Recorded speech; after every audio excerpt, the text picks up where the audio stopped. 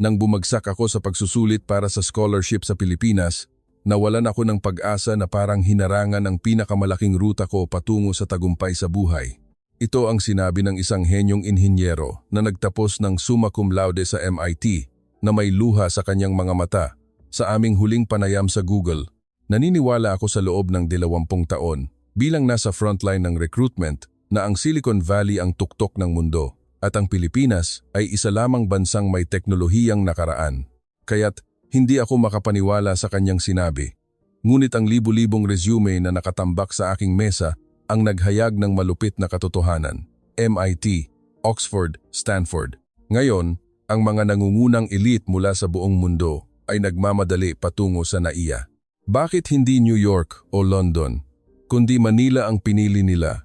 At bakit sila natatakot na maiwan sa kompetisyon sa karera kung wala silang praktikal na karanasan sa Pilipinas? Bilang pinuno ng recruitment sa Google Headquarters, ibabahagi ko ng buong puso ang nakakagulat na kasalukuyang sitwasyon ng Pilipinas na pinatunayan ng datos na aking nasaksihan at ang tunay na dahilan kung bakit kinagigiliwan ng mundo ang Pilipinas. Ang mga henyo mula sa Amerika at Europa na nagsisiksikan sa NAIA at ang nakakagulat na dahilan kung bakit nabigla ang isang recruiter ng Google sa Pilipinas, ang number 1 na bansang pinapangarap ng mga internasyonal na estudyante sa buong mundo, isang nakakaantig na kwento. Sa kasalukuyan, may kakaibang nangyayari sa Google Headquarters sa Amerika. Dating kumpanya ito kung saan nagtitipon ang mga pinakamatalino mula sa buong mundo, tulad ng Harvard, Oxford, Stanford at MIT. Ngunit sa nakalipas na ilang taon, isang karaniwang punto ang nagsimulang lumabas sa mga resume ng mga qualified na aplikante. Nagtapos ng UP Diliman, AI internship sa Ateneo de Manila University, AI project sa Bonifacio Global City, internship experience sa isang startup sa Makati.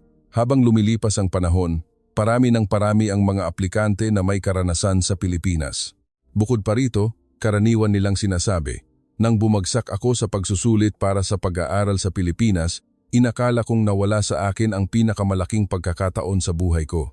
Sinasabi nilang maiiwan sila sa karera kung hindi sila makakapunta sa Pilipinas.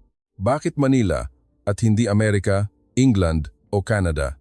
Ibubunyag ko na ngayon ang tunay na dahilan kung bakit ang mga kabataan mula sa buong mundo ay nagsisiksikan sa Pilipinas.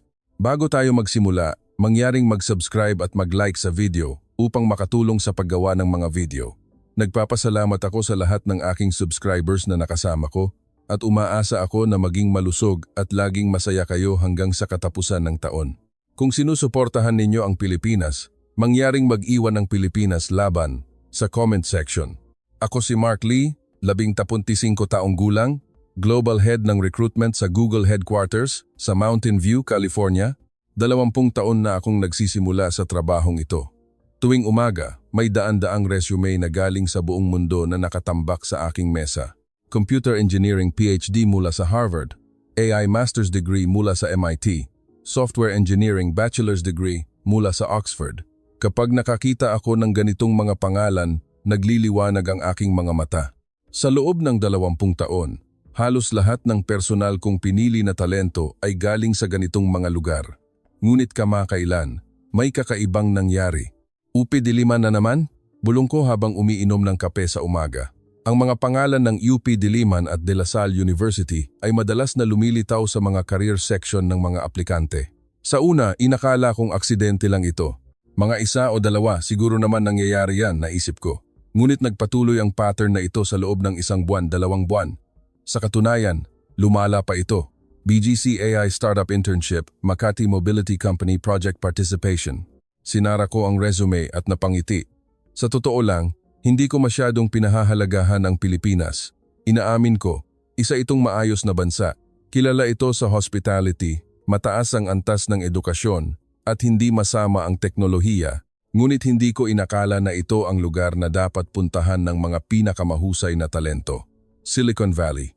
Iyan ang tamang sagot. Iyan ang katotohanan na pinaniniwalaan ko mula nang ako ay 20 taong gulang.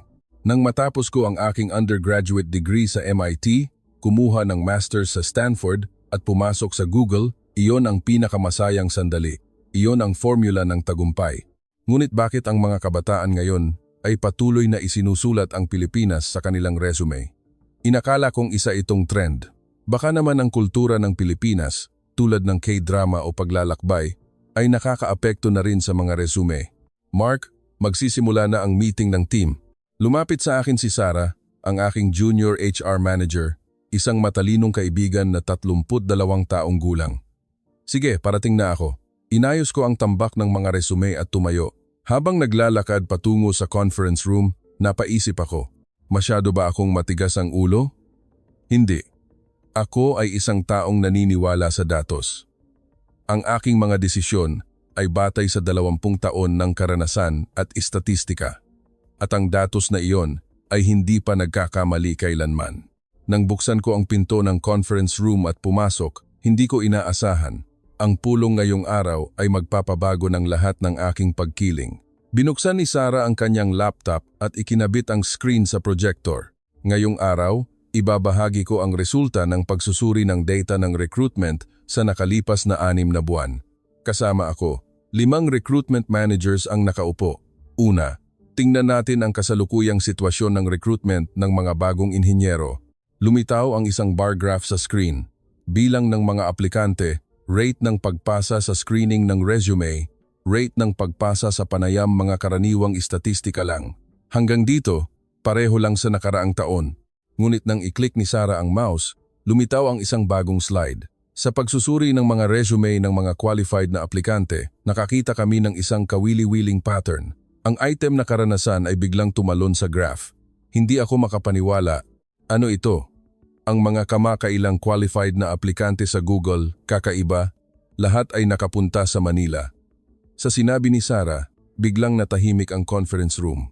Sa 120 qualified na aplikante, 88 ang may karanasan sa Pilipinas. Sa porsyento, ito ay 73%. Hindi.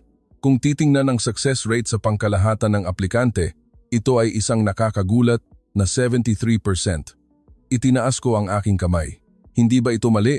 Na-verify mo na ba? 3 beses naming kinumpirma. Exchange programs, internships, projects, language training, iba-iba ang uri, ngunit ang commonality ay Manila.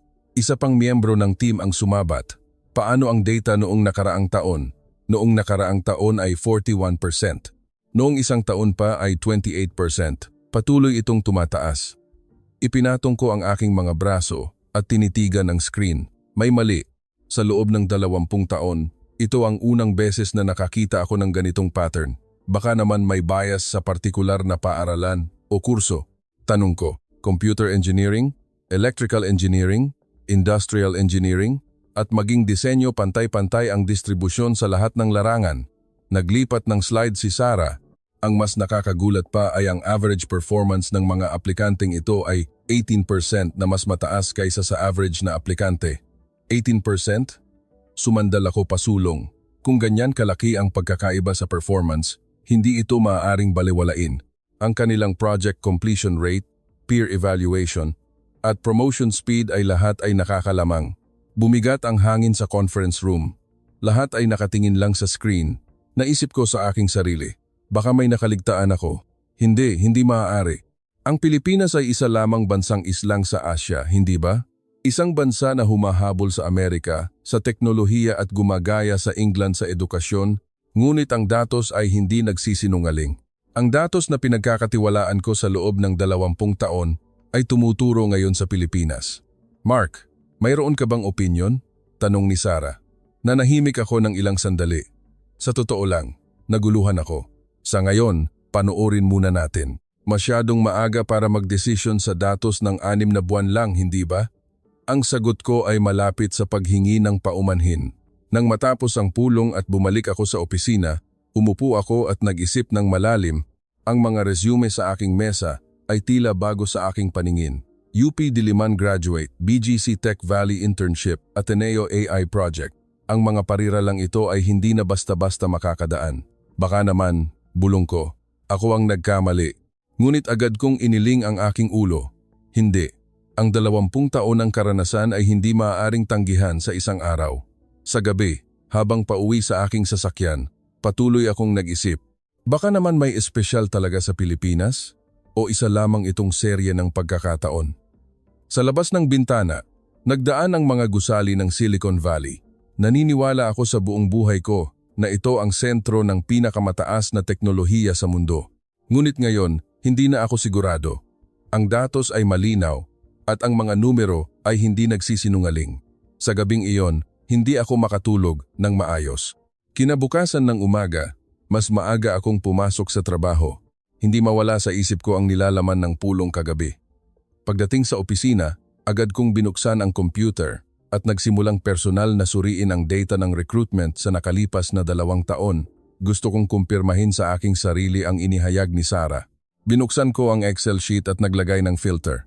Exchange Student Experience, Overseas Internship, Global Project. 1 click, 2 click, 3 click. Nang makita ko ang resulta sa screen, sumandal ako sa upuan. Sa Excel sheet ng Google Recruitment Manager, ang mga universidad sa Pilipinas ay nagliliwanag sa pulang kulay. University of the Philippines Diliman, 22 entries. Ateneo de Manila University, 19 entries. De La Salle University, 15 entries. Mapua University, 22 entries. Kabuuang 104 entries, at ito ay ang bilang lamang ng mga qualified na aplikante. Ano ba ito? Tinitigan ko ang monitor. Ang MIT ay may 32 entries, Stanford 29, Harvard 26. Kung pagsasamahin ang lahat ng universidad sa Pilipinas, kaya nitong tapatan ang buong Ivy League ng Amerika. Ang mas nakakagulat pa ay sumunod. Kapag inihambing ang average performance score, ang mga aplikante na may karanasan sa Pilipinas ay may average score na 4.2 sa 5 points. 4.2 points ay nasa top 15% na antas. Sa kabilang banda, ang mga average na aplikante ay may 3.7 points. Ang pagkakaiba ay 0.5 points. Isang istatistikang makabuluhang pagkakaiba. Tinakpan ko ang aking mukha ng aking kamay. Ang aking pamantayan sa paghusga na binuo sa loob ng 20 taon ay nababali. Nang tumunog ang telepono, isang tawag mula sa Berlin, Germany para sa isang naka-schedule na panayam. Kumusta, Mark Lee ito? Lumitaw sa screen ang isang binata. 20 taong gulang, Pablo mula sa Berlin Technical University, Computer Science Department. Ang kanyang resume ay walang kapintasan. Mahusay ang grado, maraming karanasan sa proyekto, at mahusay sa English. Pablo, maganda ang iyong resume. Mayroon akong ilang katanungan. Sinimulan ko ang panayam tulad ng dati. Ilang teknikal na katanungan, mga tanong tungkol sa kanyang karanasan sa proyekto. Sumagot si Pablo nang walang pag-aalinlangan. Magaling. Sa huli, mayroon ka bang exchange program o karanasan sa ibang bansa? Sa tanong ko, medyo tumigas ang ekspresyon ni Pablo. Iyan. Lumiit ang kanyang boses. 3 beses akong nag-apply para sa exchange program sa Manila, ngunit paulit-ulit akong bumagsak. Manila? Sumandal ako pasulong. Opo, sa aming paaralan, napakahirap makapunta sa Manila. 15 beses ang kompetisyon. Ngumiti ng mapait si Pablo. Karamihan sa mga estudyante sa Europa ay umiiyak kapag bumagsak sila sa exchange program sa Manila. Isa ako sa kanila. Nagulat ako. Mga estudyanteng umiiyak? Ganoon ba kahalaga ang isang exchange program? Bakit mo gustong-gusto pumunta sa Manila? Maingat kong tanong. Nanahimik si Pablo ng ilang sandali. Pagkatapos ay dahan-dahang nagsalita. Sir, sa totoo lang po, sinasabi ng mga aplikante na mas malakas ang karanasan sa Manila kaysa sa English qualification ngayon. Sa kanyang mga salita, nawalan ako ng imik. 2 sa aking mga kaibigan noong nakaraang taon nag-internship sila ng tig-6 na buwan sa Manila. Isa sa kanila ay nakakuha ng alok mula sa Tesla at ang isa naman ay nakapasok sa Apple. Sigurado ka bang dahil iyon sa Manila? Opo. Ayon sa aking mga kaibigan, mas marami silang natutunan sa trabaho na ginawa nila sa Manila kaysa sa 2 taon na pagtatrabaho sa Berlin. Seryoso ang tingin ni Pablo. Artificial intelligence startups, mobility companies, game companies, lahat sila ay nagtitipon sa BGC at Makati. Hindi ba? Kung manatili ka doon ng 6 na buwan, mas magiging malakas ang iyong network kaysa sa Silicon Valley. Kinuha ko ang aking notebook at nagtanong, paano ang ibang lungsod, London o Berlin? Singapore? Oo, syempre. Ngunit magkaiba ang bilis. Manila ay, sa isang paraan, isang lugar kung saan ang hinaharap ay dumating na. Ang ekspresyong iyon, ang hinaharap ay dumating na, ay tumusok sa aking pandinig. Nang matapos ang panayam, sumandal ako sa upuan at tumingin sa kisame. Si Pablo ang ika-12. Sa nakalipas na isang buwan, sa mga aplikanteng aking kinapanayam, 15 nagbanggit ng karanasan sa Manila. Sa mga iyon, 9 ang nanghinayang na hindi sila nakapunta sa Manila at 3 ang nagsabing lumago sila dahil sa Manila. Ano ba talaga ang mayroon sa Manila? Bulong ko. Tanghalian na at nagtungo ako sa cafeteria ng kumpanya. Doon, aksidente kong nakasalubong si Kevin, isang bagong inhinyero, 28 taong gulang, isang matalinong kaibigan na pumasok noong nakaraang taon. Kevin, nakasanayan mo na ba? Tanong ko habang umuupo. Opo, maayos naman. Maganda ang ambiance ng team po at interesante ang proyekto. Nga pala, may Manila internship ka sa resume mo. Ano ang ginawa mo doon? Nagliliwanag ang mga mata ni Kevin.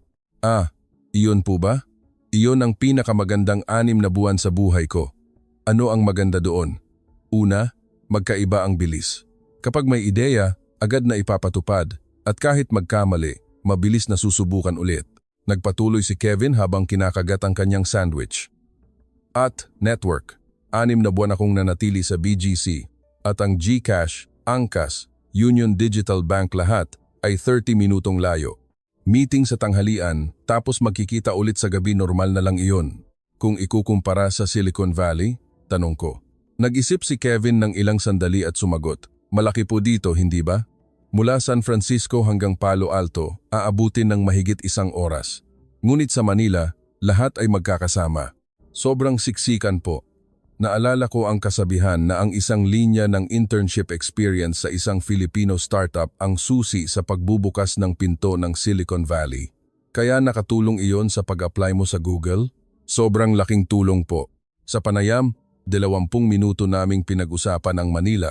Sobrang interesado ang mga interviewer, sabi ni Kevin habang tumatawa.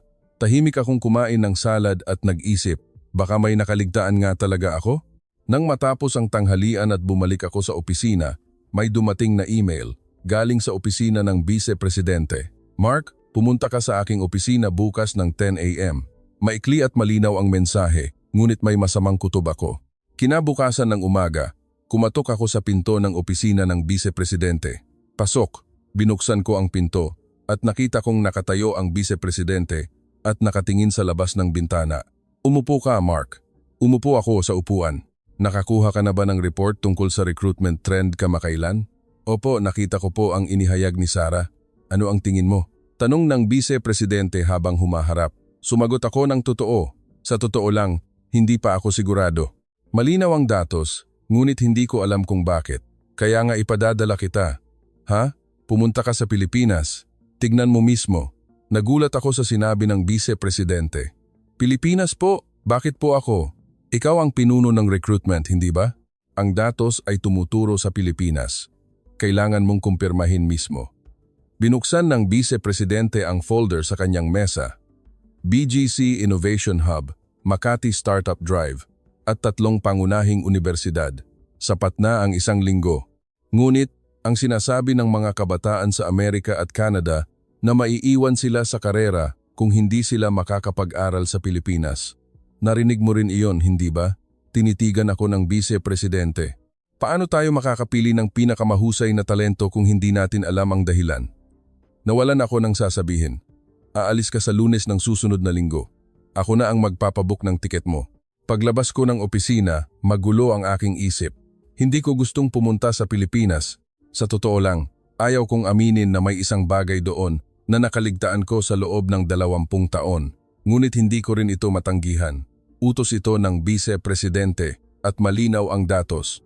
Sa gabing iyon, pauwi ako at sinabi sa aking asawa, kailangan kong mag-business trip sa Pilipinas sa susunod na linggo. Pilipinas? Biglaan, mga 1 linggo lang, nagulat ang aking asawa. Hindi ba't palagi mong sinasabi na walang kuwenta ang Pilipinas? Oo, buong buhay ko, inakala kong walang kuwenta ang Pilipinas. Ngunit ngayon, hindi na ako sigurado. Sa gabing iyon, habang nakahiga sa kama, patuloy akong nag-isip. Ano ba talaga ang mayroon sa Manila? Mababago ba ang aking pagkiling? O wala pa ring kuwenta? Hindi ko alam. Ngunit sa loob ng 1 linggo, malalaman ko ang sagot. Ang sagot na magbabago sa aking buhay. Lumipas ang 1 linggo. Sumakay ako sa eroplano ng isang Filipino airline mula sa San Francisco International Airport. Habang nakaupo sa business class at ikinakabit ang seatbelt, mabigat pa rin ang aking puso. Kailangan ko ba talagang pumunta? Sa totoo lang, hindi ako interesado sa business trip na ito. Ano ang makikita ko sa Pilipinas? Hindi ba sapat na tingnan lang ang datos? Naisip ko. Ngunit ang utos ng Vice-Presidente ay absolute. Nang lumipad ang eroplano, kinuha ko ang aking laptop at muling sinuri ang itineraryo ng business trip na ito. Day 1, BGC Innovation Hub Tour. Day 2, UP Diliman International Meeting. Day 3, Makati Startup Drive Visit. Ang natitirang 2 araw ay may maluwag na schedule. Sapat na ang 1 linggo, naisip ko. Ngunit nang dumating ako sa Manila, agad kong napagtanto na ganap akong nagkamali. Matapos ang 13 oras na flight, dumating ako sa Ninoy Aquino International Airport, NAIA. Pagkababa ko ng eroplano, may kakaiba. Sobrang linis ng paliparan, hindi lang malinis, kundi futuristic pa. Habang naglalakad sa pasilyo, ang mga ilaw na nakakabit sa kisame ang gumabay sa akin. Please proceed straight to immigration. Malinaw na narinig ko ang English announcement. Pagdating ko sa immigration area, natigilan ako ng ilang sandali. Dahil may mahabang pila ng automated immigration booths. Lahat ito automated? Bulong ko habang lumalapit sa isang booth. In-scan ko ang aking passport at tinitigan ang facial recognition camera. Immigration approved. 15 segundo lang.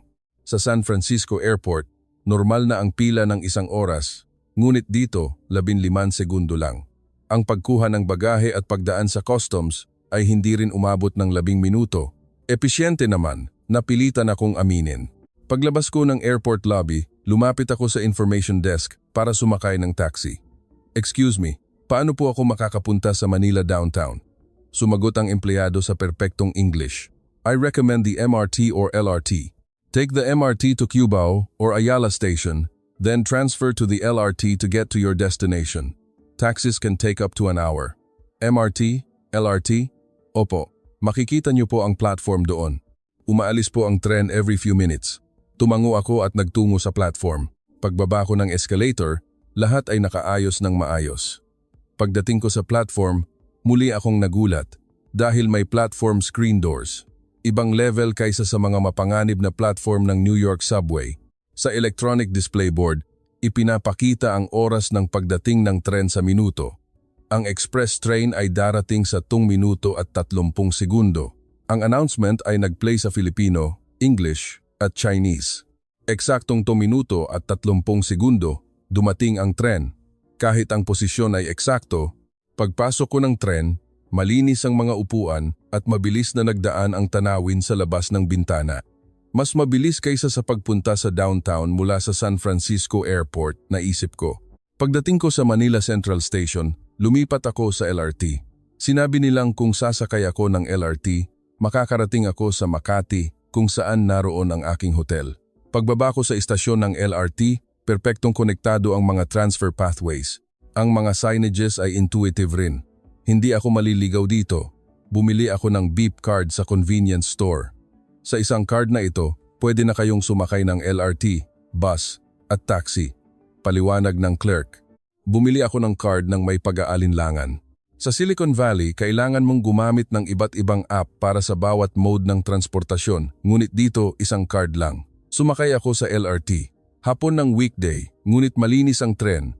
Karamihan sa mga tao ay nakatingin sa kanilang smartphone o nagbabasa ng libro. Ang nakakagulat ay halos lahat ay may earphones. Kultura na ayaw makasagabal sa iba, tahimik kong pinagmasdan. Susunod, Makati. Makati, sa announcement, lumabas ang impormasyon ng istasyon sa electronic display board. Saang exit ako lalabas? Paano mag-transfer? Maging ang lokasyon ng banyo. Pagbaba ko sa istasyon ng Makati at pag-ahon sa lupa, ang tanawing bumulaga sa akin ay lumampas sa aking inaasahan. Matatayog na gusali ang nakatayo. Ngunit magkaiba ang pakiramdam kaysa sa San Francisco. Mas maayos at mas futuristic. Sa bawat sulok ng bayan, may mga digital screen at maayos na pedestrian lanes. Sa bawat bus stop, may electronic display na nagpapakita ng real-time na oras ng pagdating ng bus. Bus 01 system, darating sa 2 minuto. Bus 05 system, darating sa 5 minuto. Ito ba talaga ang Asia? Nagulat ako sa aking sarili. Ganap na magkaiba kaysa sa Pilipinas na aking iniisip. Habang naglalakad patungo sa hotel, dumaan ako sa tapat ng isang cafe. May QR code na nakadikit sa pinto. Tingnan ang menu at mag-order gamit ang QR code. Sa kuryosidad, in-scan ko ito at lumabas ang menu sa English, Chinese at Filipino. Agad ding posible ang pag-order sa app. Mas advanced pa kaysa sa Amerika, napilitan akong aminin. Nag-check-in ako sa hotel. Binanggit ng front desk staff ang aking pangalan ng eksakto. Mr. Mark Lee, welcome. Sa Amerika, halos walang nakakabanggit ng aking apelido ng tama. Kung may kailangan po kayo, huwag po kayong mag-atubiling sabihin. 24-hour English service po kami. Maraming salamat. Habang sumasakay ako sa elevator, nag-isip ako, sa loob lamang ng ilang oras, ang mga nakita ko ay nababali na ang aking pagkiling. Episyenteng sistema ng transportasyon, perpektong digital infrastructure, magandang serbisyo. Ito ba talaga ang isang maliit na bansang islang? Pagpasok ko ng kwarto, inayos ko ang aking mga gamit at tumingin sa labas ng bintana. Dumilim na at ang lungsod ay nababalutan ng makukulay na neon signs. Sa malayo, nakikita ang Makati skyline. Ang mga pulang ilaw ay nangingibabaw sa skyline ng Manila. Bukas, pupunta ako sa BGC. Muli kong sinuri ang itineraryo.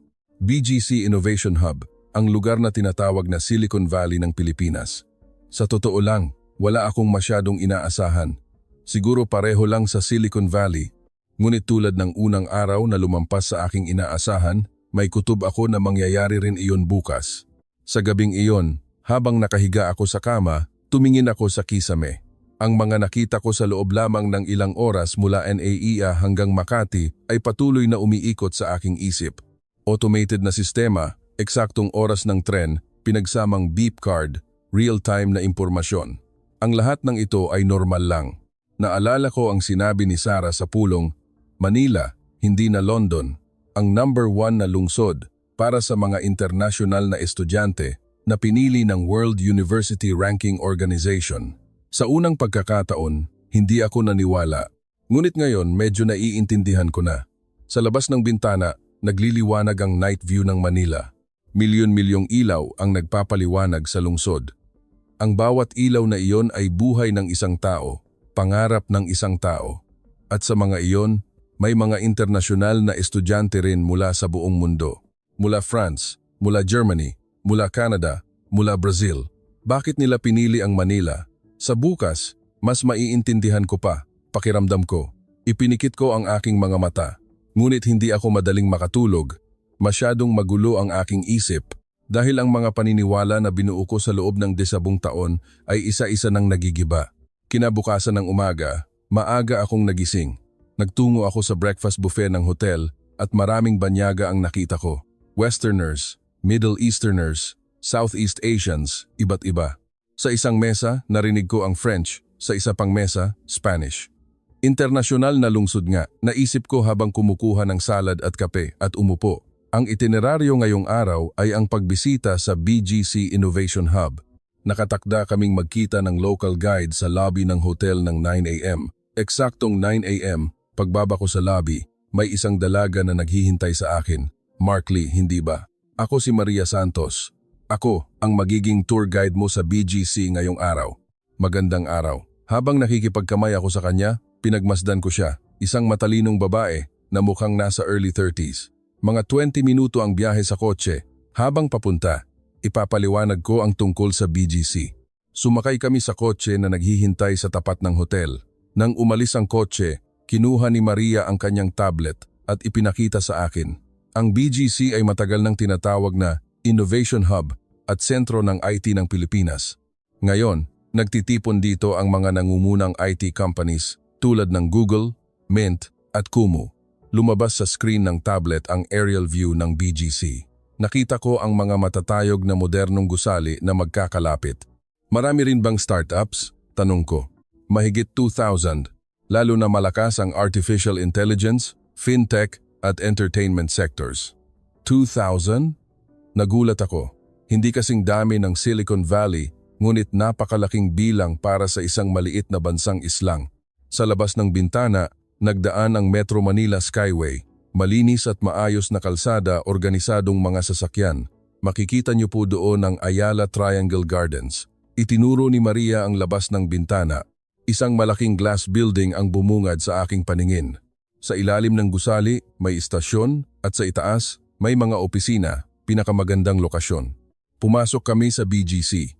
Sa sandaling iyon, nawalan ako ng imik. Ganap na magkaiba sa aking iniisip.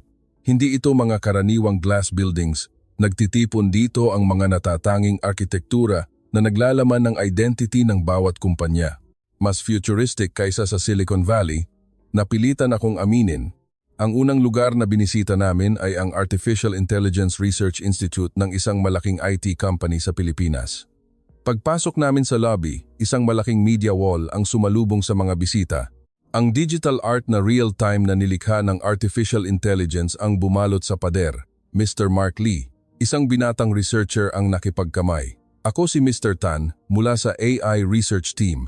Nakakuha ako ng PhD sa UP Diliman at dumating sa Pilipinas 2 taon na ang nakakaraan. UP Diliman? Prangka kong tanong. Dahil mas interesante dito. Sa Silicon Valley, matindi ang kompetisyon at individualistiko, hindi ba? Dito, malakas ang kultura ng kooperasyon. Inakay kami ni Mr. Tan sa Research Institute. Habang naglalakad sa pasilyo, nakasabit sa pader ang mga patent certificates. Noong nakaraang taon lang, naglabas kami ng 120 AI-related patents. 120 patents? Opo. Sa mga iyon, 60% ay global patents. Pumasok kami sa demo room. Sa harap ng isang malaking screen, nagtitipon ang ilang researchers. Ngayong araw, ipapakita namin sa inyo ang aming pinakabagong automatic translation technology. Inoperahan ni Mr. Tan ang computer. Lumabas sa screen ang isang Filipino sentence. Boss, gusto mo bang mag-inuman pagkatapos ng trabaho ngayon? Isinalin ito ng artificial intelligence. Boss, how about a team dinner for drinks tonight? Hindi ito literal na pagsasalin. Ang kultura ng inuman ay natural na binago sa team dinner for drinks. Hindi ito simpleng pagsasalin. Naiintindihan din nito ang cultural context. Paliwanag ni Mr. Tan. Ano ang pagkakaiba sa Google Translate? Tanong ko.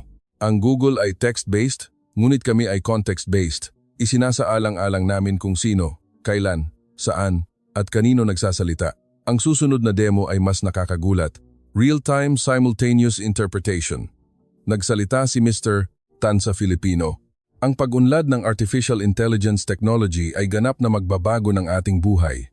Halos sabay na lumabas ang English sa aking earphones. Halos walang delay. Paano ito posible? Talagang nagulat ako. Napakaraming data ng Filipino. Gumagawa kami ng artificial intelligence na nagbabasa ng konteksto na may pusong Filipino. Sabi ni Mr. Tan ng mayabang. At hindi kami gumagaya sa Silicon Valley. Ginagawa namin ang aming sariling paraan. Ang mga salitang iyon ay tumusok sa aking puso. Hindi gumagaya. Akala ko buong buhay ko na hinahabol lang nila ang Amerika, ngunit may sarili silang landas na tinatahak. Paglabas namin ng Research Institute, nagtungo kami sa isa pang IT company. 5 minutong biyahe sa kotse. Dito, hindi lang AI, kundi mobility at fintech din ang ginagawa, paliwanag ni Maria. Ang doktor na researcher na nakilala namin doon ay mukhang wala pa sa 30 taong gulang. Nagre-research ako ng multimodal artificial intelligence. Sabay-sabay itong nagpoproseso ng text, image at audio. Nakakabilib talaga ang demo. Kapag pinapatugtog ang tradisyonal na musikang Filipino, gumuhit ang AI ng seascape na babagay doon. Kasabay nito, nagbabasa rin ito ng tula. Ang kultura ng Pilipinas ang simula, ngunit ang edukasyon at teknolohiya ng Pilipinas ang nagbabago ng buhay. Sabi ng researcher na iyon. Gumagawa kami ng AI na malalim ang pag-unawa sa kultura ng Asya. Ito ang aming differentiated competitive advantage sa global market. Tanghalian na. Inakay ako ni Maria sa isang cafeteria. Dito, madalas kumakain ang mga startup representatives sa BGC. Puno ang cafeteria ng mga kabataan. Karamihan ay mukhang nasa late 20s hanggang early 30s. Umupo kami at umorder. Mula sa katabing mesa, narinig ko ang English, may French din. Mga staff din ba ng startup ang mga iyon? Tanong ko. Opo, malamang mga dayuhang developer. Marami sila sa BGC. Bakit sila pumunta sa Pilipinas? Bilis. Kung mananatili ka dito ng 6 na buwan, katumbas na iyon ng 2 taon ng karanasan sa Silicon Valley. Matapos kumain, sinimulan namin ang aming hapon na itineraryo. Binuksan namin ang isang AI startup. Ang CEO ay isang 31 taong gulang na babae. Nagtapos ako sa MIT at nagtrabaho sa Silicon Valley ng 3 taon, ngunit 2 taon na akong nasa Pilipinas. Bakit? Prangka kong tanong. Dahil mas mabilis dito, kung may ideya, makakakuha ka ng investment sa loob ng 1 linggo at makakagawa ng produkto sa loob ng 1 buwan, sabi niya habang tumatawa. Bilis na hindi mo maiisip sa Amerika at tiningnan niya ang opisina. Sa 15 staff, kalahati ay banyaga. Mula Germany, India, Brazil, Canada, mga dating exchange students sa Manila, ang isang linya ng internship experience sa isang Filipino startup ang naging susi sa pagbubukas ng pinto ng Silicon Valley. Nawalan ako ng sasabihin sa mga salitang iyon. Lumipat kami sa conference room at nakarinig ng mas detalyadong usapan. Nakuha namin ang initial investment noong nakaraang taon, sa loob ng 3 buwan. 3 buwan? Opo. Mabilis magdesisyon ang mga investors sa Pilipinas. Madalas, sa isang meeting lang, nagdedesisyon na sila. Ipinakita niya sa akin ang chart. Sa aming staff, 3 ang mula sa MIT at lahat sila ay may exchange student experience sa Pilipinas. Ang 6 na buwan sa Manila ay ganap na nagbago ng kanilang pananaw. Sa huli, binisita namin ang Artificial Intelligence Center ng isang malaking electronics manufacturer. Ang researcher na nakilala ko doon ay kasing edad ko. Nagre-research ako ng on-device artificial intelligence. AI na gumagana ng direkta sa smartphone ng walang cloud. Talagang nagulat ako sa demo. Posible ang real-time translation at image analysis ng walang koneksyon sa internet. Paano ito posible? Dahil malakas ba ang hardware ng Pilipinas? Ang pag-optimize ng hardware at software nang sabay-sabay ang aming natatanging lakas. Doon ko lang napagtanto, ang mga kumpanya sa Pilipinas ay hindi humahabol sa Amerika. Sila ay nagbubukas ng sarili nilang landas sa pamamagitan ng paggamit ng kanilang mga lakas. Bandang gabi, inakay ako ni Maria sa observation deck ng BGC. Mula sa itaas, kamangha-mangha ang BGC. Libu-libong ilaw ang nagliliwanag. Ang bawat ilaw na iyon ay pangarap ng isang tao, sabi ni Maria. At marami sa mga pangarap na iyon ay pangarap din ng mga kabataan mula sa ibang bansa. Wala akong masabi. Dahil ang mga nakita ko sa buong maghapon ay umiikot sa aking isip. Sariling teknolohiya, mabilis na pagpapatupad, global talent. Ito ba talaga ang Pilipinas na aking binaliwala? Sa kotse pauwi sa hotel, tahimik akong nag-isip. Ngayong araw, kalahati ng aking pagkiling ay nawala. Ang natitirang kalahati ay mawawala bukas. Sa UP Diliman, pakiramdam ko. Kinabukasan ng umaga, nagtungo ako sa University of the Philippines Diliman. Muling naging guide si Maria. Ngayong araw, makikipagkita tayo sa International Affairs Professor. Pagkatapos, magkakaroon din tayo ng campus tour. Ang kotse ay tumungo sa direksyon ng Diliman, kakaiba na may university district sa gitna ng lungsod. Dahil ang karamihan sa mga universidad sa Silicon Valley ay nasa labas ng bayan, ang UP Diliman ay isa sa pinaka-internationalized na universidad sa Pilipinas, paliwanag ni Maria. Pagpasok namin sa Academic Oval, nakita ko ang mga lumang gusali, ngunit may mga modernong arkitektura rin. Ang tradisyon at moderno ay nagkaisa. Pumasok kami sa gusali ng International Exchange. Sa lobby, nakasabit ang mga bandila ng iba't ibang bansa. Amerika, France, Germany, Spain, Brazil, Mr. Mark Lee, welcome. Isang middle-aged male professor ang nakipagkamay. Ako si Professor Reyes, in charge sa International Cooperation. Natutuwa akong makilala ka. Lumipat kami sa conference room. Binuksan ni Professor Reyes ang kanyang laptop at ipinakita ang screen. Una, ipakita ko sa inyo ang istatistika. Lumitaw ang graph.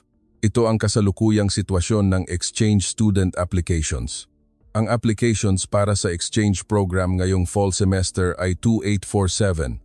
Marami, sabi ko. Opo, ngunit ang quota ay 180 slots. Nagkalkula ako. Mahigit 15 beses ang ratio?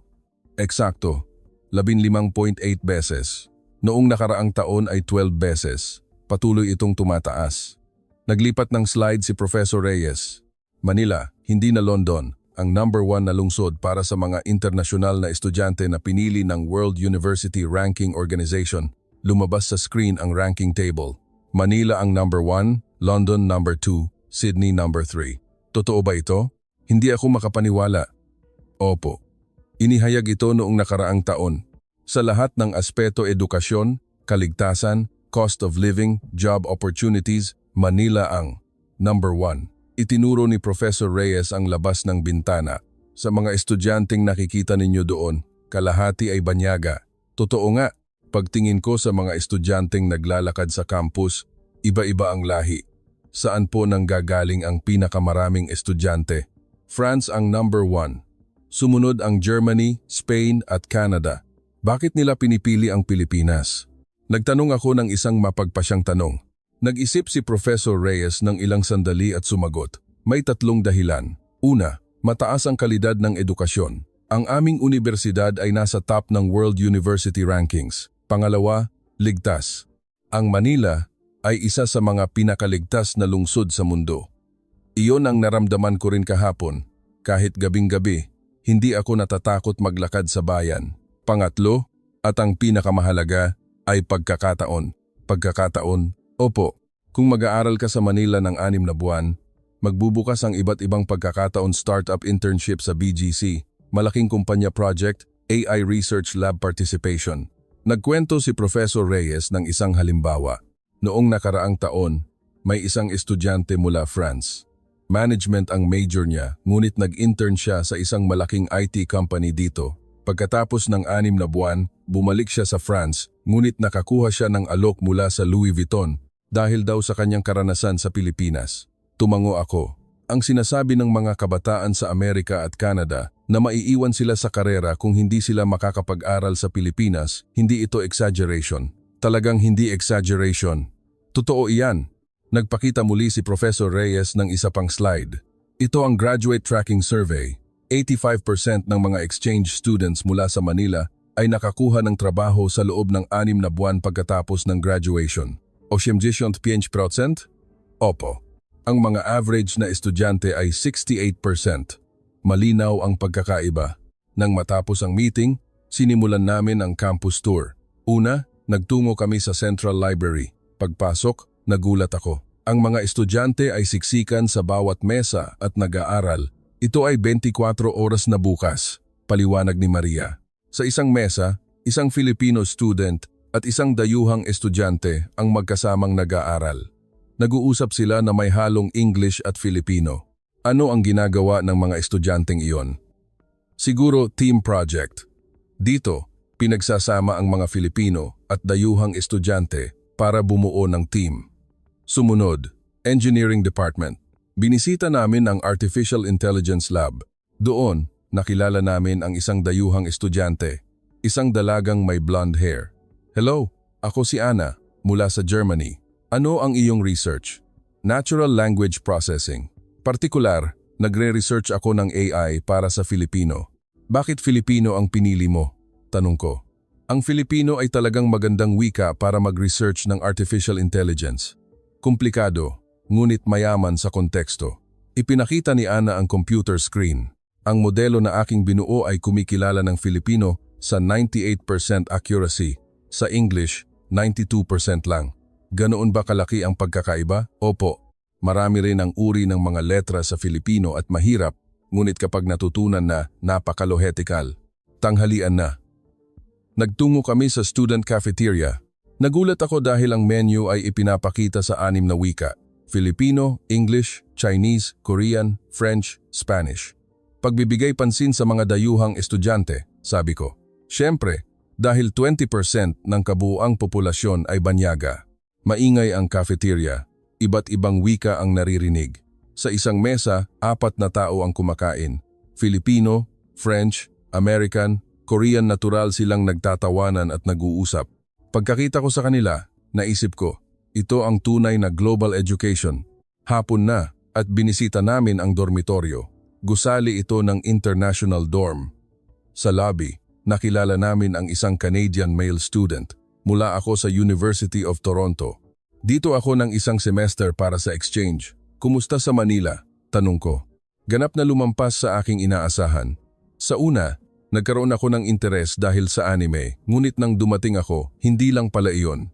Ano ang pinakamagandang bagay? Ang convenience. Lahat mabilis. Mabilis ang delivery, mabilis ang internet, mabilis din ang desisyon ng mga tao. Sabi niya habang tumatawa. At maraming pagkakataon, noong nakaraang buwan, nakatanggap ako ng internship offer mula sa isang startup sa BGC. Ano ang plano mong gawin pagbalik mo sa Toronto? Hindi ko pa alam. Sa totoo lang, gusto ko pang manatili sa Pilipinas. Bandang gabi, lumabas kami sa Campus Central Plaza. Nagtitipon ang mga estudyante sa maliliit na grupo. Mayroong isang grupo na tumutugtog ng gitara. Mayroong isang grupo na sumasayaw. Tignan niyo po iyon. Itinuro ni Maria ang isang grupo. 5 tao ang nakaupo sa bilog at nag-uusap. Ang mga estudyanteng iyon, malamang ay language exchange group. Nagkikita ang mga dayuhan na gustong matuto ng Filipino at ang mga Filipino na gustong matuto ng English. Lumapit ako sa kanila. Excuse me, ano ang ginagawa ninyo? Sumagot ang isang estudyante. Language exchange po. Mula ako sa Spain at natututo ako ng Filipino. Interesante ba? Opo. Ang mga kaibigan kong Filipino ay talagang magaling magturo. At ngayon, medyo nakakabasa na ako ng baybayin. Sabi niya ng mayabang. Naisip ko sa aking sarili, baybayin? Ganoon ba kadali? Ang Filipino student sa tabi niya ay nagpaliwanag. Talagang masipag po siya. Natuto siya ng buong alpabetong Filipino sa isang linggo. Nagulat ako. Ganoon ba kainit ang passion? Dumilim na at nagsimulang umilaw ang campus. Umupo ako sa bench at pinagmasdan ang campus. Ang mga estudyante ay nagtatawanan at nag-uusap habang dumadaan. May mga Filipino at may mga dayuhan, ngunit walang saysay ang paghihiwalay. Lahat sila ay estudyante lamang.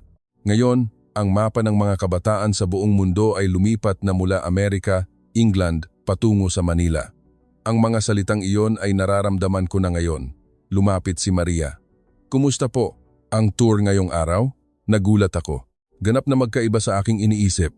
Bukas, pupunta tayo sa Makati Startup Drive at Intramuros. Mas magugulat pa kayo. Ngumiti ako. Sapat na ang gulat ko, sabi ko. Ngunit tama si Maria. Dahil kinabukasan, mas malaking shock ang naghihintay. Kinabukasan ng umaga, nagtungo ako sa Makati. Ngayong araw, bibisitahin namin ang Startup Drive at Intramuros. Si Maria ay patuloy na naging guide. Ngayong araw, ipakikita ko sa inyo ang mas masiglang Manila. Huminto ang kotse sa tapat ng isang gusali malapit sa istasyon ng Makati. Ito po ang Google Campus Manila. Google Campus? Nagulat ako. Opo, ito ang espasyo na nilikha ng Google para suportahan ang mga startup. Mayroon lamang ilang lugar sa buong mundo. Pagpasok namin ng gusali, puno ito ng mga kabataan. Karamihan ay mukhang nasa late 20s hanggang early 30s. Nagtatrabaho sila sa kanilang laptop o nagdi-discuss sa harap ng whiteboard. Dito, daan-daang tao ang nagtatrabaho araw-araw. Libre? Opo, inaalok ito ng Google para sa paglago ng startup ecosystem. Sa isang bahagi ng espasyo, ginagawa ang pitching practice. Isang dalaga ang nagpe-present. Ang aming artificial intelligence ay nagpapataas ng accuracy ng medical diagnosis ng 30%. Nagtanong ang mga tagapakinig, gaano karaming data ang nasecure ninyo? Ano ang kalamangan kumpara sa mga kakumpetensya? Sumagot ang dalaga ng walang pag-aalinlangan. Humanga ako. Sa ganoong edad, ganoon kabilis ang desisyon. Susunod, lumipat kami sa Intramuros. Ang Intramuros ay sentro ng fashion at trends. Ngunit sa nakalipas na ilang taon, ganap itong nagbago. Pagbaba namin ng kotse, isang kakaibang tanawin ang bumulaga. Ang mga eleganteng gusali ay nagbago sa mga cafe at opisina. Ito ang sentro ng trends sa Manila, paliwanag ni Maria. Ang unang lugar na binisita namin ay isang mobility startup, isang opisina na ginawa mula sa isang lumang gusali. Kumusta? Ako si Yamada, ang CEO. Isang lalaki na mukhang nasa 22 taong gulang ang nakipagkamay. Nagpapatakbo kami ng e-scooter sharing service. Sa kasalukuyan, may 50,000 unit na nakakalat sa buong Manila. 50,000 units? Opo. Ang araw-araw na user ay 200,000. Pagtingin ko sa opisina, mayroong mga 20 staff. Kalahati sa kanila ay banyaga, maraming dayuhang staff, sabi ko. Opo. Ang Canadian developer doon French designer, Brazilian marketer, lahat sila ay dating exchange students sa Manila. Tinawag ni Yamada ang isang staff. Jason, halika sandali. Lumapit ang isang binatang may blonde hair. Ako si Jason. Mula ako sa Canada. Paano ka nakapagtrabaho dito? Tanong ko. Noong nakaraang taon, dumating ako bilang exchange student at nag-intern dito. Humantong iyon sa full-time offer. Wala kang balak bumalik sa Canada? Sa totoo lang po, mas interesante dito, sabi ni Jason habang tumatawa. Ang isang linya ng internship experience sa isang Filipino startup ang naging susi sa pagbubukas ng pinto ng Silicon Valley. Talagang nakatanggap ako ng tawag mula sa Google at Apple. Bakit ka nanatili dito? Dahil mas marami akong natututunan dito. Ang trabaho na ginawa ko sa loob ng 6 na buwan ay katumbas ng 2 taon na trabaho sa Canada. Tanghalian na at lumabas kami sa kalye ng Intramuros. Nagtitipon ang mga cafe at restaurant. Pumasok kami sa isang cafe, ngunit nagulat ako dahil ang menu board ay tablet. Pwedeng mag-order sa tablet. Posible rin ang pagbabayad dito. Paliwanag ng clerk. Pagtingin ko sa menu, lumabas ito sa English, Chinese at Korean. Maraming dayuhang customer, sabi ko. Opo, lalo na ang mga kabataan mula sa Europa. Matapos kumain, naglakad kami sa kalye. Nagtitipon ng mga kabataan sa maliliit na grupo. Iba't ibang wika ang naririnig. English, French, Spanish, German. Pagdaan ko sa tapat ng isang grupo, narinig ko ang French. Huminto ako at pinagmasdan sila. 4 sila, 2 ang Filipino, 2 ang dayuhan. Excuse me, ano ang ginagawa ninyo? Tanong ko sa English. Sumagot ang isang French na babae. Team po kami ng startup. Ngayong araw, nagbi-brainstorming kami. Startup? Opo. Fashion tech company. Ginagawa namin ang personalized styling gamit ang artificial intelligence. Iba-iba ang nasyonalidad ng mga miyembro ng team. Iyan ang aming lakas. Alam ko ang fashion ng France. Alam ng mga kaibigan kong Filipino ang fashion at teknolohiya ng Pilipinas at alam ng mga kaibigan kong Amerikano ang marketing. Humanga ako. Ang kultura ng Pilipinas ang simula, ngunit ang edukasyon at teknolohiya ng Pilipinas ang nagbabago ng buhay. Totoo po iyan. Sa una, nagustuhan ko lang ang K-drama kaya ako pumunta sa Pilipinas. Ngunit ngayon, dito na nabubuo ang aking karera. Hapon na. At lumipat kami sa Quezon City. Ibang pakiramdam naman ang Quezon City. Iba't ibang kultura ang nagkakahalo, paliwanag ni Maria. Talagang masigla ang kalye ng Quezon City. Mga taong nagbabasking, mga artistang nagpipinta. Maraming dayuhan dito, sabi ko. Opo, ang Quezon City ay isa sa mga paboritong lugar ng mga dayuhan. Pagdaan namin sa tapat ng isang tindahan, may mahabang pila, mahigit kalahati ay banyaga. Lahat sila turista? Hindi po. Karamihan ay mga naninirahan sa Manila. Mga estudyante, empleyado, exchange students. Nagulat ako. Napakaraming dayuhan ang naninirahan sa Manila. Gabi na, at nagtungo kami sa isang bar na may night view. Umupo ako at umorder ng beer, tanong ni Maria. Sa loob ng 3 araw na pagtingin sa Manila, ano po ang masasabi ninyo? Nag-isip ako ng ilang sandali at sumagot. Sa totoo lang, nakakagulat. Sa anong aspeto? Sa lahat ng aspeto, teknolohiya, edukasyon, kultura, ganap na magkaiba sa aking iniisip. Uminom ako ng beer, lalo na ang mga kabataan. Walang takot. Kahit magkamali, susubukan ulit. Hindi mahalaga ang hangganan. Ang mga kabataan sa Pilipinas ay nagbago, sabi ni Maria. Dati, hinahangad namin ang stability. Malaking kumpanya, government employee iyon ang gusto namin. Ngayon, hinahabol namin ang aming mga pangarap. Gumagawa ng startup, pumupunta sa global companies, nagtatrabaho sa pandaigdigang entablado. Sa labas ng bintana, nagkalat ang night view ng Manila. Milyon-milyong ilaw ang nagliliwanag. Bigla kong naalaala ang aking 20s. Noon, nakatingin lang ako sa MIT. Akala ko, Amerika lang ang sagot. Ngunit ngayon, magkaiba ang mga kabataan sa lungsod na ito.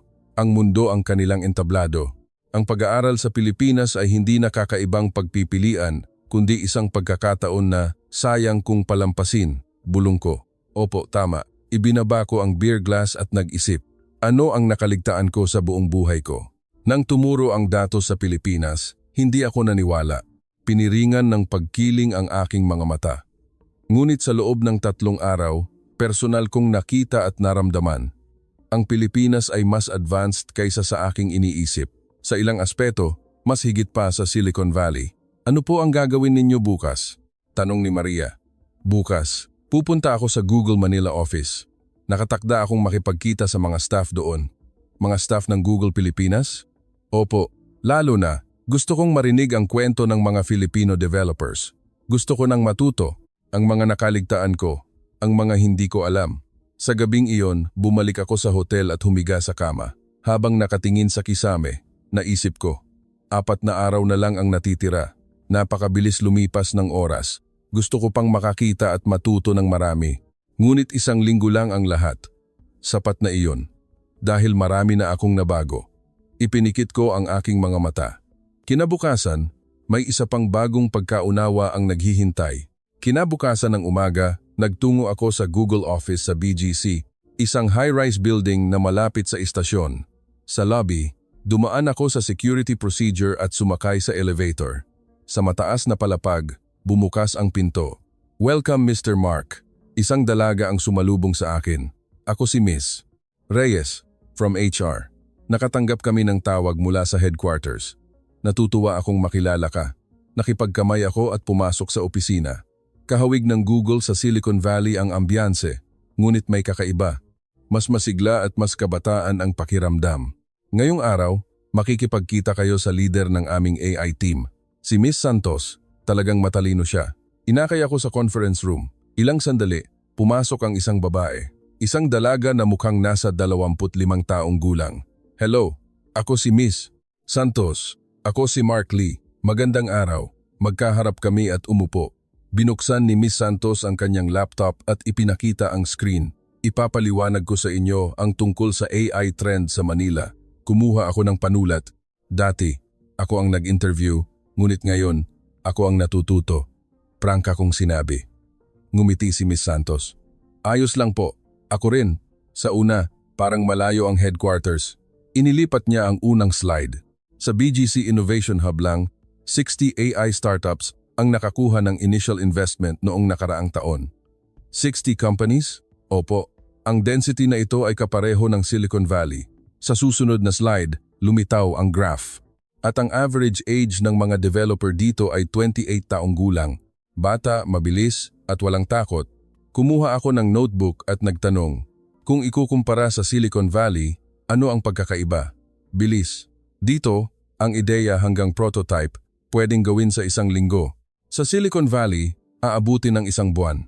Bakit ganoon kabilis? Ipinaliwanag ni Ms. Santos. Una, lahat ay malapit.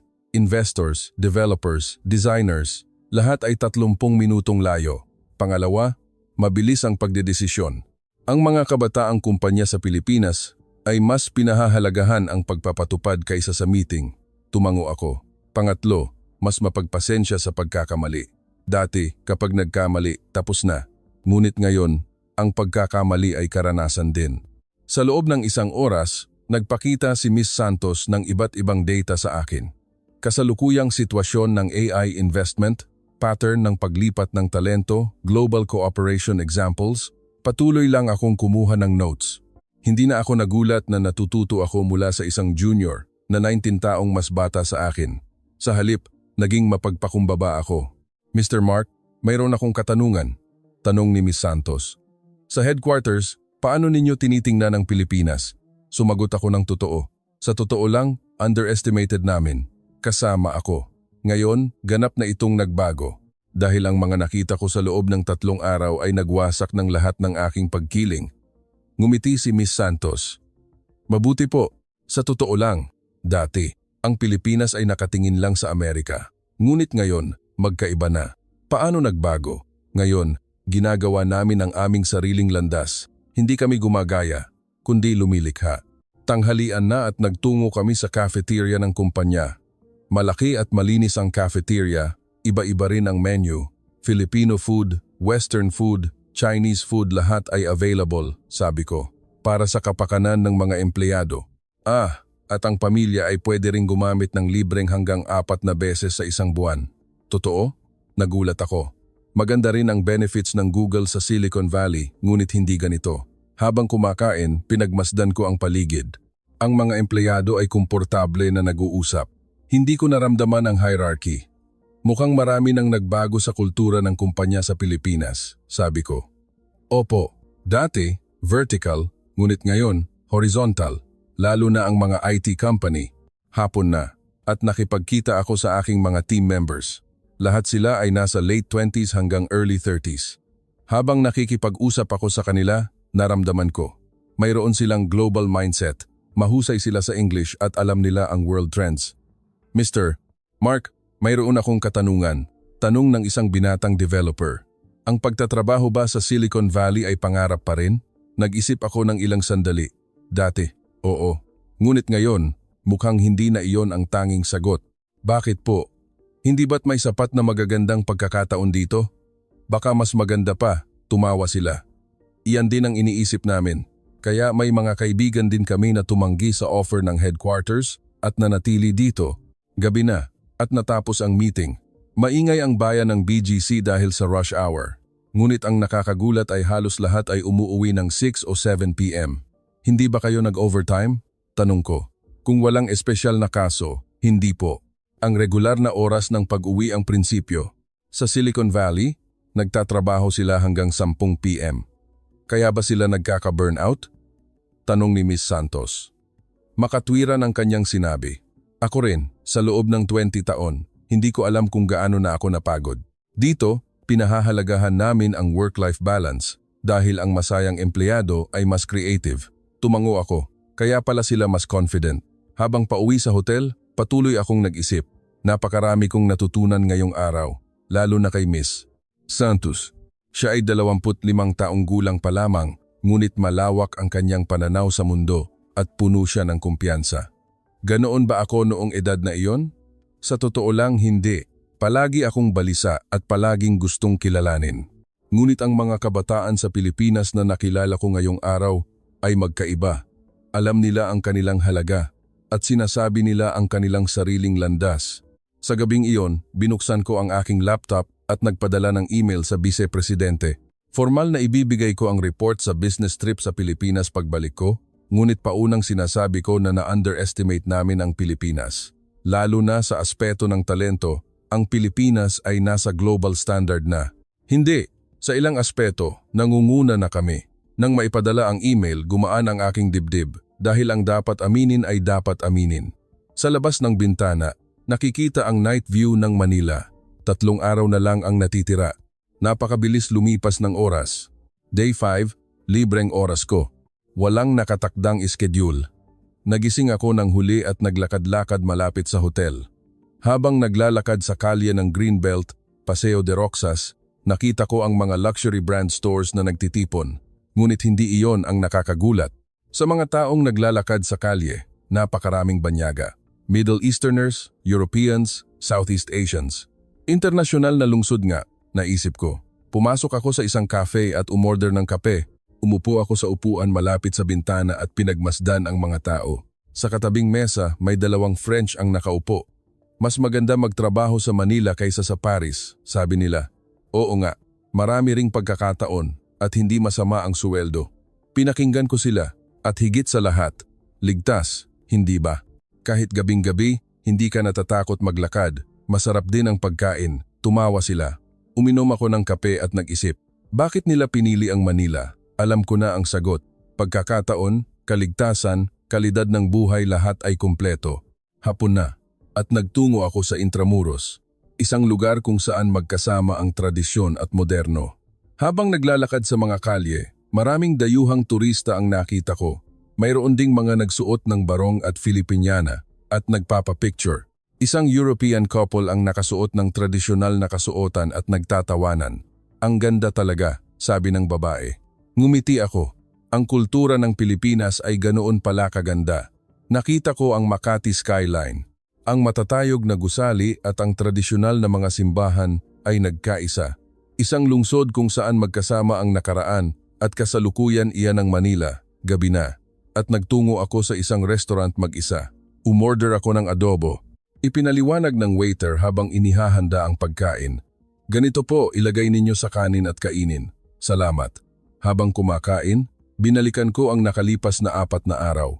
Ang shock sa Anaiya, ang conviction sa BGC, ang globalism ng UP Diliman, ang sigla ng Intramuros, lahat ay lumampas sa aking inaasahan. At ngayong araw, ang mga kabataan sa Google Office nakita ko ang hinaharap mula sa kanila. Napakarami kong nakaligtaan sa buong buhay ko. Sa loob ng 20 taon, nakatingin lang ako sa Silicon Valley. Akala ko, Amerika ang pinakamahusay, iyon ang sagot. Ngunit malawak ang mundo at ang mga pagkakataon ay nasa bawat sulok, lalo na dito sa Manila. Matapos kumain, nagtungo ako sa Manila Bay. Maganda ang ilog sa gabi, ang mga tulay ay may ilaw, at ang mga tao ay nagtitipon sa baybayin sa maliliit na grupo. Mga nagja-jogging, mga nakaupo lang, at nagmamasid sa night view. Umupo rin ako sa bench. Habang nakatingin sa ilog, nag-isip ako. Sa loob ng 2 araw babalik na ako sa Amerika, ngunit hindi na ako ang dating Mark. Nabali ang aking pagkiling, lumawak ang aking pananaw. Higit sa lahat, naging mapagpakumbaba ako. Dahil napagtanto ko kung gaano karaming bagay ang hindi ko alam, kinuha ko ang aking cellphone at nagpadala ng email sa aking anak na si Jake. Jake, saan mo sinabing pupunta ka para sa exchange program? Agad na dumating ang reply. England, Dad. Bakit? Nag-isip ako ng ilang sandali at nagpadala ng reply. Pag-isipan mo rin ang Manila. Nandito ako ngayon. At talagang kahanga-hangang lugar ito. Manila? Nagre-rekomenda si Dad ng Pilipinas? Nakakagulat. Nagulat din ako. Pagdating ko, ganap na magkaiba. Sige, seryoso kong pag-iisipan. Ngumiti ako. Sa huli, ang aking anak ay makakakuha ng pagkakataon na nakaligtaan ko. Sa gabing iyon, bumalik ako sa hotel at tiningnan ang labas ng bintana. Nagliliwanag ang Makati skyline. Tulad ng gusaling iyon, ang Pilipinas ay umangat na rin. Binuksan ko ang aking laptop at sinimulang ayusin ang aking mga notes. Ito ang draft ng report na gagawin ko pagbalik ko. Ang Philippines Market Re-Evaluation Report. Sinimulan ko ang unang pangungusap ng ganito. Nagkamali kami sa pagtingin sa Pilipinas. Inakala namin na ito ay isang bansa na humahabol lang. Ngunit ang Pilipinas na nakita ko sa field ay magkaiba. Sa bilis ng pagbabago, antas ng talento, global network sa lahat ng aspeto, kapantay o nangunguna pa sa amin. Habang nagtatype, naalaala ko ang nakalipas na 4 na araw. Maraming mukha ang nagdaan. Ang researcher na si Mr. Tan, ang exchange student na si Ana, ang startup founder na si Jason, si Miss Santos ng Google. Lahat sila ay nagturo sa akin. Isang bagong pananaw sa mundo. Ang partikular na dapat bigyang pansin ay ang katotohanan na ang global talent ay nagtitipon sa Manila. Hindi lang sila pumupunta dahil sa kultura ng Pilipinas, kundi dahil sa praktikal na pagkakataon. Ang kasabihan na ang 6 na buwan ng internship experience sa isang Filipino startup ay katumbas ng 2 taon ng karanasan sa Silicon Valley ay hindi exaggeration. Huminto ako sa pagtatype at nag-isip. Hindi ko akalain na magbabago ako ng ganito. Isang linggo na ang nakakaraan, skeptical pa ako. Inakala kong sayang lang ang oras ang business trip. Ngunit ngayon, nagpapasalamat ako. Dahil binago ng business trip na ito ang aking buhay. Nagpatuloy ako sa pagsusulat ng report. Sa conclusion, kailangang muling itatag ng Google ang diskarte nito para sa merkado ng Pilipinas. Hindi lamang ito dapat tingnan bilang isang consumer market, kundi bilang isang kasosyo sa pagbabago. At kailangan ding baguhin ang diskarte sa recruitment. Kailangan nating bigyan ng mas malaking timbang ang mga talentong may karanasan sa Pilipinas. Idinagdag ko ang huling pangungusap. Ngayon, ang mapa ng mga kabataan sa buong mundo ay lumipat na mula Amerika, England patungo sa Manila. Kung hindi natin maiintindihan ang pagbabagong ito, mawawala sa atin ang pinakamahusay na talento. Ni-save ko ang file. Bukas, 6 na araw. May huling lugar akong gustong puntahan. Isang malaking startup festival na gaganapin sa Manila. Sinabi nilang ito ang pinakamalaking event sa Asia. Ano pa kaya ang matututunan ko doon? Inaasahan ko. Ngayon, masaya na akong matuto. Habang nakahiga sa kama, tumingin ako sa kisame. Ganap na magkaiba ang ako. 4 na araw na ang nakakaraan. At ang ako ngayon. Nabali ang pagkiling, bumukas ang puso, at higit sa lahat, naging mapagpakumbaba ako. Kung makakabalik ako sa edad na 20, pupunta rin sana ako sa Manila. Ganoon ang pakiramdam ko. Ngunit hindi pa huli. Dahil ang aking anak na si Jake ay makakakuha ng pagkakataong iyon. At ako rin, mas makakapag-koopera pa sa Pilipinas. Ang pag-aaral sa Pilipinas ay hindi na kakaibang pagpipilian, kundi isang pagkakataon na sayang kung palampasin. Ang mga salitang iyon na binulungan ko ilang araw na ang nakakaraan ay naging paniniwala na ngayon. Ipinikit ko ang aking mga mata. Kinabukasan, may isa pang bagong sorpresa ang naghihintay dahil ang lungsod na ito ay patuloy akong ginugulat. Kinabukasan ng umaga, ika-6 na araw, nagtungo ako sa venue.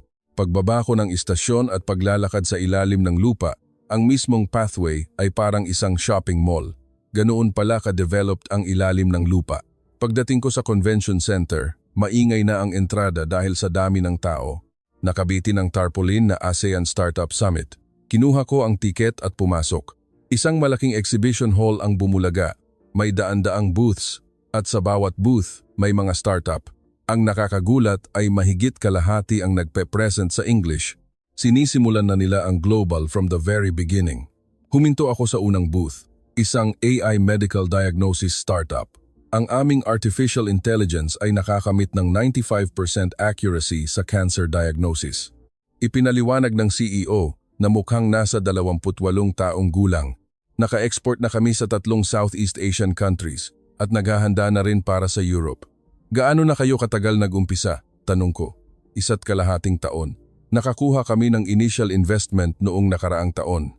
1.5 taon at overseas expansion? Opo. Dito, hindi iyan kakaiba. Ang susunod na booth ay isang edtech startup, AI-powered personalized learning platform. Automatikong ina-adjust ang curriculum ayon sa antas ng bawat estudyante. Ang CEO ay isang 31 taong gulang na babae. Sa kasalukuyan, 500,000 katao sa Pilipinas ang gumagamit at nag-expand na rin kami sa Taiwan. Ang team namin ay 15 katao, ngunit lamang ay banyaga. Lahat sila ay dating exchange students mula sa Manila. Hindi na ako nagulat. Saan man ako pumunta, may mga dayuhang talento. Habang naglilibot sa exhibition hall, bumisita ako sa 12 booths. Fintech, mobility, games, beauty, food, iba-iba ang larangan at sariwa ang mga ideya. At mayroong isang commonality. Lahat sila ay nakatutok sa global market mula sa simula. Tanghalian na at sumali ako sa conference session. Ang tema ay Global Talent Acquisition Strategy. Ang mga nagsalita sa panel ay lahat ay mga startup CEO. Sinabi ng isang panelist, kung Pilipinas lang ang titingnan, maliit ang merkado. Kaya kami, mula sa simula, tumitingin na sa mundo.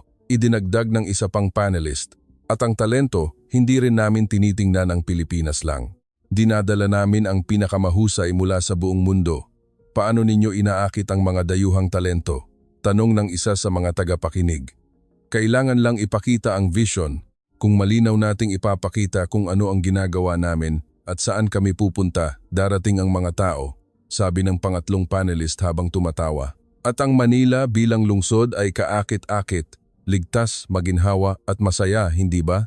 Nang matapos ang session, uminom ako ng kape sa lobby. Sa tabi ko, may 2 dayuhan ang nag-uusap. Kumusta ang summit na ito? Nakakagulat. Mas mataas ang antas kaysa sa London Summit noong nakaraang taon. Pinakinggan ko sila. Ang mga startup dito ay talagang may global mindset. Oo nga, at bata pa. Karamihan ay nasa early 30s, hindi ba? Ang session sa hapon ay investment panel. Lumabas ang mga representative ng venture capital at nagsalita. Ang investment sa mga startup sa Pilipinas noong nakaraang taon ay lumampas sa napakalaking bilang, sabi ng isang representative. Gaano kabilis kayo magdesisyon sa investment? Tanong ng isang tao. Kung mabilis, 1 linggo. Karaniwan, 2 linggo lang. Sa Silicon Valley, karaniwan ay 3 buwan. Iyan ang aming competitive advantage. Bilis. Habang nakikinig sa session, bigla kong napagtanto. Ang tunay na lakas ng Pilipinas ay bilis. Mabilis magdesisyon, mabilis magpatupad, mabilis magkamali, mabilis magsimulang muli. Iyon ang kanilang DNA. Gabi na, at lumabas ako sa exhibition hall. Buong araw akong nakatayo kaya masakit ang aking mga paa. Ngunit malinaw ang aking isip dahil ang mga nakakainteresado ay patuloy na lumilitaw. Mga batang founder, global talent, mabilis na desisyon sa investment. Ito ang kinabukasan ng Pilipinas. Habang sumasakay ako sa LRT pauwi sa hotel, nag-isip ako, bukas, aalis na ako sa Pilipinas. Napakabilis lumipas ng 1 linggo. Ngunit binago ng isang linggo na ito ang aking buhay. Nabali ang pagkiling, lumawak ang pananaw, naging mapagpakumbaba ako, at higit sa lahat, nakakita ako ng pag-asa. Ang pag-asa na ang mundo na tatahanan ng aking anak na si Jake at ng susunod na henerasyon ay mas malawak at mas iba't iba. Pagbalik ko sa hotel room, sinimulan kong ayusin ang aking mga gamit. Bukas ng hapon ang flight ko. Habang nag-aayos ng gamit, kinuha ko ang mga business cards na nakolekta ko nitong linggo. Mahigit 20 cards. Ang bawat pangalan ay may kasamang mukha. Maraming salamat sa inyong lahat. Tahimik akong bumati sa aking isip. Pagtingin ko sa labas, nagliliwanag ang huling gabi sa Manila. Bukas, aalis ako sa lungsod na ito, ngunit mananatili ito sa aking puso magpakailanman pakiramdam ko. Kinabukasan ng umaga, 7 araw, maaga akong nagising. 3:00 ng hapon ang flight, ngunit ayaw kong matulog dahil nanghihinayang ako. Gusto kong maglakad-lakad sa Manila sa huling pagkakataon. Bumili ako ng kape sa isang cafe malapit sa hotel at nagtungo sa park. Tahimik ang park sa umaga. Mga nagja-jogging, mga naglalakad lang ang nakikita. Umupo ako sa bench, uminom ng kape at tumingin sa langit. Naalala ko nang dumating ako dito, 1 linggo na ang nakakaraan.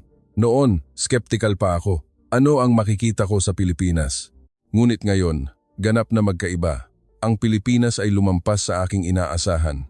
Sa lahat ng aspeto, ito ay world class. At sa ilang aspeto, nangunguna pa, lalo na ang mga tao. Mga kabataan na puno ng passion, walang takot. Nasasabik ako sa hinaharap na kanilang lilikhain. Bumalik ako sa hotel at nag-check out.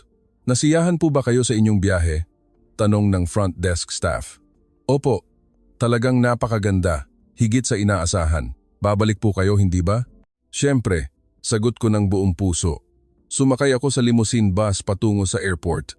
Sa labas ng bintana, nagdaan ang Manila. Matatayog na gusali, tulay, at sa malayo, ang Makati skyline. Paalam Manila, babalik ako. Pagdating ko sa Naya, naalala ko ang sorpresa ng una akong dumating 1 linggo na ang nakakaraan. Nag-check-in ako at nagtungo sa departure area. Pagdaan ko sa duty-free shop, bumili ako ng huling regalo. Isang notebook na may tradisyonal na Filipino design para sa aking anak na si Jake. Isulat mo ang iyong mga pangarap sa loob nito. Iyon ang balak kong isulat sa mensahe. Habang naghihintay ng eroplano sa boarding gate, binuksan ko ang aking laptop. Muling binasa ang draft ng report, Philippines Market Re-Evaluation Report. Nakita ko ang isang bahagi na dapat ayusin. Idinagdag ko ang huling talata.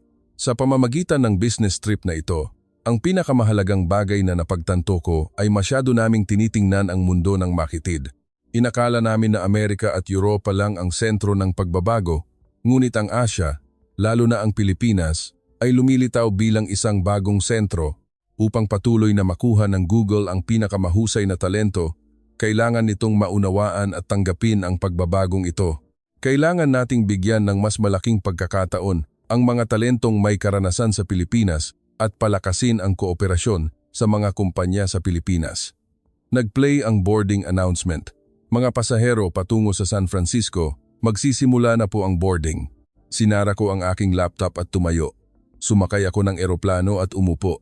Sa labas ng bintana, nakita ko ang Naya. Mula sa lugar na binabaan ko 1 linggo na ang nakakaraan, may kakaibang emosyon ang bumulwak. Lumipad ang eroplano sa runway at dahan-dahang bumilis, lumipad sa kalangitan. Sa labas ng bintana, unti-unting lumiliit ang Manila. Ngunit sa aking puso, unti-unting lumalaki ang Manila. Sa loob ng 13 oras na flight, maraming bagay ang naisip ko. Ang una kong gagawin pagbalik ko. Una, isumite ang report sa Vice-Presidente at humiling ng meeting para sa recruitment strategy. Pangalawa, idagdag ang Philippine experience sa recruitment evaluation criteria. Pangatlo, imungkahi ang cooperation program sa mga kumpanya sa Pilipinas.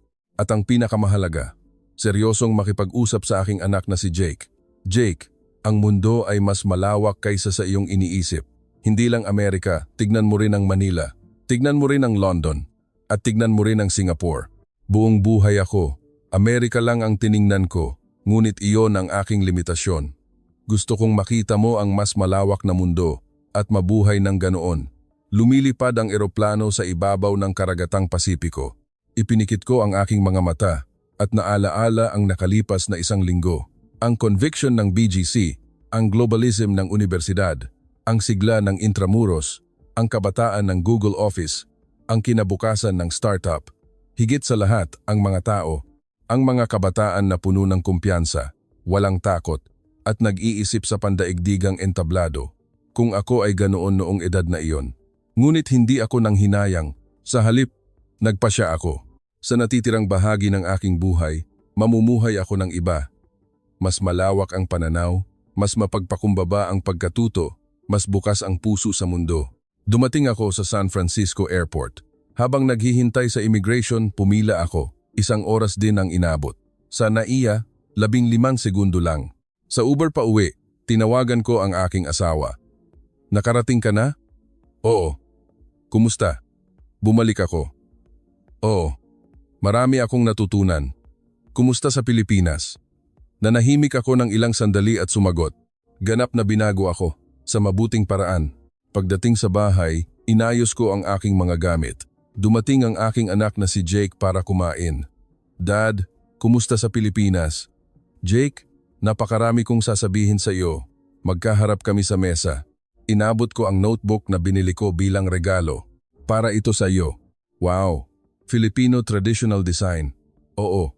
Isulat mo ang iyong mga pangarap dito. Pangarap? At ang gustong gawin sa exchange program, ang gustong makilala, ang gustong matutunan. Binuksan ni Jake ang notebook. Dad, seryoso kang nagre-rekomenda ng Manila? Oo, maganda rin ang England, ngunit isipin mo rin ang Manila. Bakit?